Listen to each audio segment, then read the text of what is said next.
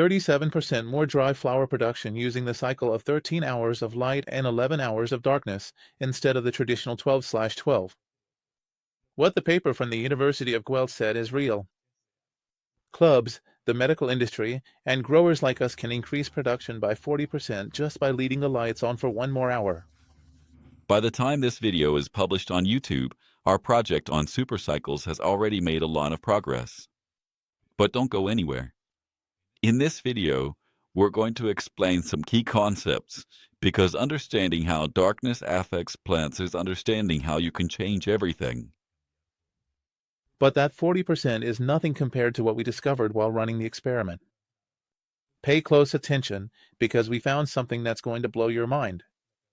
Why do we use 12/12, 13/11, 14/10, or 16/8? We're always bound by a 24-hour timer, but the idea that a day has 24 hours is a cultural concept, not a scientific one. It's something we all agree on as a society to keep track of time, but plants, and the members of Supercannabis, don't care what society thinks. We think outside the box. So, we did this. Stop. We changed the concept. We're not just talking about light schedules, we're talking about evolution. Days haven't always lasted 24 hours. When the first plants appeared, 400 million years ago, a day lasted 22 hours. By the time of the dinosaurs, days were already up to 23 hours long. And in the future, if the Earth's rotation keeps slowing down because of the moon, we're going to have 26-hour days. That's exactly what we tested with 13 hours of light and 13 hours of darkness, a supercycle that simulates a 26-hour day, Earth in the future. We're emulating evolution itself inside the grow room. But for now, let's wait. We'll talk about this in more detail in upcoming videos.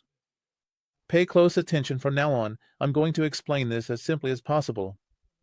This is the biology of how a cannabis plant flowers and how we can manipulate it. We subject a plant to 13 hours of darkness, which guarantees a complete conversion of the active phytochrome, PFR, to its PR mode, its inactive state. Phytochrome is a light sensor inside the plant. It changes state if the light is on for enough hours or off for enough hours. This usually takes 12 hours. We're going to give it 13 hours to make sure the phytochrome activation is complete. At this point, florigen, a protein found in the leaves, will be transported inside the plant to the tips, where it will bind to another protein called FD, and together they will activate the flowering hormones. From that moment on, the plant is in the flowering stage. And that's the key point we're going to use to hack the entire cannabis flowering system. Do you know how long the flowering mode activation lasts in the meristems? About 36 hours. That's what we're going to use as our exploit. So, let's think about it. We can then give it 17 hours, 20 hours of light, even 30 hours of continuous light. And the flowering will stay active. It will keep producing flower biomass for 36 hours. When that time is up, we'll give it 13 hours of darkness again to reset the plant, activating the florigen once more and keeping the plant in flowering mode. Did you get that? 13 hours of darkness resets the plant into flowering for 36 hours. We can light them for 36 hours. With this technique, we can increase the DLI. For example, by 42% compared to a 12/12 cycle using a 17/13 cycle. Right now, we're running the first trial with the 17/13 cycle. We've been in flowering for 13 days. They're showing very rapid growth and good bud formation. We have two very important research paths since we discovered this. On one hand, there's the opportunity to look for a supercycle that greatly increases flower production based on what we achieve with 13/11.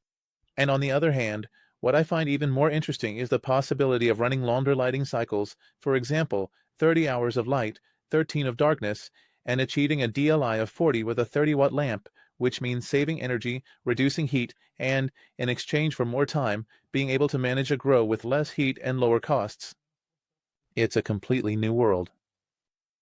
You can't do this with a regular timer. I wrote a very simple script in Python.